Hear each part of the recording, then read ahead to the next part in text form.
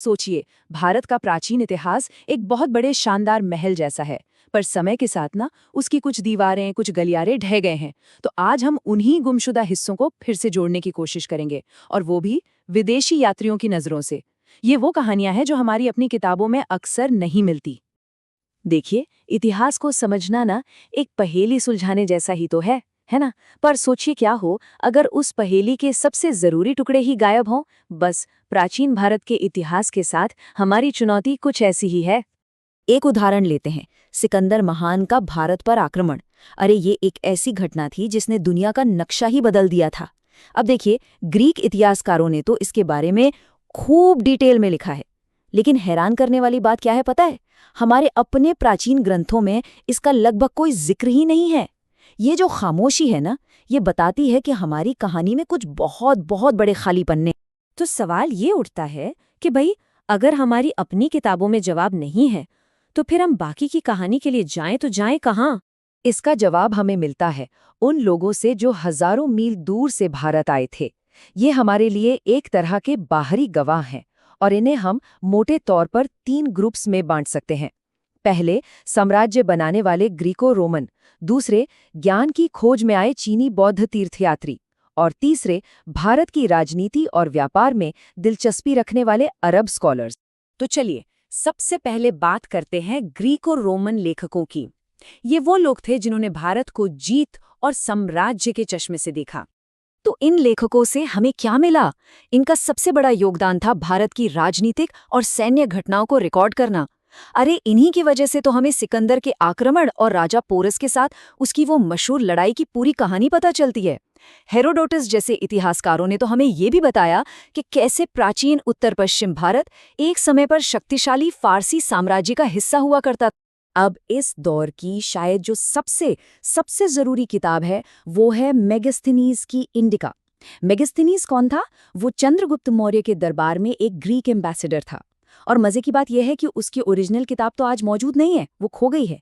लेकिन बाद के लेखकों ने उसके हिस्सों को इतना कोट किया कि उन्हीं टुकड़ों से हमें मौर्य काल के भारत की एक, कह सकते हैं, एक अनमोल झलक मिल जाती है। तो मेगास्थनीज के अलावा भी कई लोग थे, जैसे प्लिनी, जिन्होंने मौर्य एडमिनिस्ट्रेशन और सोसाइटी के बारे में लिखा। फिर टॉलेमी ने दूसरी शताब्दी में भारत के भूगोल और यहाँ के पेड़ पौधों का एक पूरा नक्शा ही तैयार कर दिया। मतलब हर लेखक ने हमें इस पजल का एक नया और अनोखा टुकड़ा थमा दिया। चलिए, अब अपने दूसरे गवाहों के ग्रुप की तरफ चलते हैं। ये थे चीनी तीर्थयात्री। ये लोग ज्ञान की तलाश में आए थे, और इनका खास मकसद था बौद्ध धर्म को समझना। और सच कहूं तो ये कहना बिल्कुल भी गलत नहीं होगा कि इन चीनी यात्रियों के लिखे बिना भारत में बौद्ध धर्म का इतिहास लिखना लगभग नामुमकिन होता। इन्होंने उन मठों, उन शिक्षकों, उन परंपराओं के बारे में लिखा जो समय के साथ हमारे अपने रिकॉर्ड से मानो मिट ही गए थे। इन सब में जो सबसे मशहूर नाम है, वो है ह्यूएन त्सांग का। सोचिए, 7वीं शताब्दी में ये शख्स 17 साल, जी हाँ, 17 साल भारत में रहा। उसने सम्राट हर्ष के दौर में पूरे देश की यात्रा की, और समाज, शिक्षा, यहाँ की जिंदगी, हर पहलू का इतना जिंदा दिल ब्यौरा लिखा है ना, जो हमें और कहीं मिल ही नहीं सकता। जैसे वो लिखते हैं कि उस समय अगर किसी को अपनी बेगुनाही साबित करनी होती थी, तो उसे आग, पानी या जहर की कठिन परीक्षा से गुजरना पड़ता था। अब सोचिए जरा, ये एक छोटा सा डिटेल हमें उस जमाने के जस्टिस सिस्टम की एक ऐसी तस्वीर दिखाता है जो किसी भी भारतीय ग्रंथ में मिलना बहुत मुश्किल है। तो हुएन सांग के अलावा 5वीं शताब्दी में फाहियान ने हमें गुप्त साम्राज्य के बारे में बताया, और फिर बाद में इत्सिंग ने उस समय के बौद्ध रीति रिवाजों का एक पूरा डिटेल्ड रिकॉर्ड छोड़ा। हर यात्री ने असल में हमें समय में पीछे झांकने के लिए एक नई खिड़की दी। और अब आते हैं हमारे तीसरे और आखिरी गवाहों के ग्रुप पर, अरब स्कॉलर्स और यात्री। इनका फोकस था भारत की उस समय की राजनीति, समाज और हाँ, विज्ञान पर। जैसे कि 9वीं सदी में आए सुलेमान। उन्होंने उत्तर भारत के शक्तिशाली पाल और प्रतिहार वंशों के बीच की टक्कर के बारे में लिखा। वहीं 10वीं सदी में अल मसूदी ने दक्कन के राष्ट्रकूटों की ताकत का जिक्र किया और उस मशहूर त्रिपक्षीय संघर्ष के बारे में बताया जो कन्नौज पर कब्जे के लिए इन ताकतों के बीच चल रहा था। तो ठीक है, अब हमारे पास ये सारे अलग अलग अकाउंट्स हैं।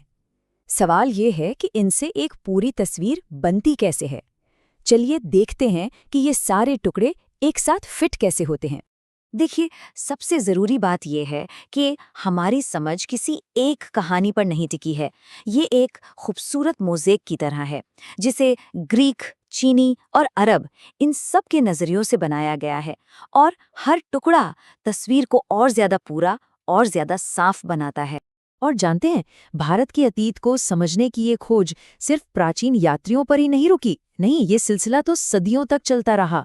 13वीं सदी में मार्को पोलो जैसे यात्रियों से लेकर बाद में विलियम जोन्स और जेम्स प्रिंसेप जैसे यूरोपियन स्कॉलर्स तक बाहरी दुनिया ने भारत के दबे हुए रहस्यों को खोलने में लगातार हमारी मदद की। ये टाइमलाइन कुछ ऐसे ही क्रांतिकारी क्षणों को दिखाती है। 1784 में विलियम जोन्स ने एशियाटिक सोसाइटी बनाई, जिसने इंडियन टेक्स्ट्स की स्टडी को एक नई दिशा दी। लेकिन असली चमत्कार तो हुआ 1837 में, जब जेम्स प्रिंसेप ने ब्राह्मी लिपि को डिकोड कर लिया। अरे, ये वही लिपि थी जिसमें सम्राट अशोक के सारे शिलालेख लिखे गए थे। और अचानक एक पूरे साम्राज्य की आवाज, जो सदियों से खामोश थी, वो फिर से गूंजने लगी। तो आखिर में ये हमें एक सवाल के साथ छोड़ जाता है। जिस तरह इन विदेशी यात्रियों और स्कॉलर्स ने हमें इतिहास के गुम हुए पन्ने ढूंढने में मदद की, जरा सोचिए, आज भी अतीत की कितनी ही कहानियां होंगी, कितने ही नायक, कितनी ही घटनाएं जो बस अपनी खोज का इंतजार कर रही हैं। क्या पता अगली बड़ी खोज की चाबी किसी पुराने दस्तावेज या किसी अनजान भाषा में ही छुपी हो।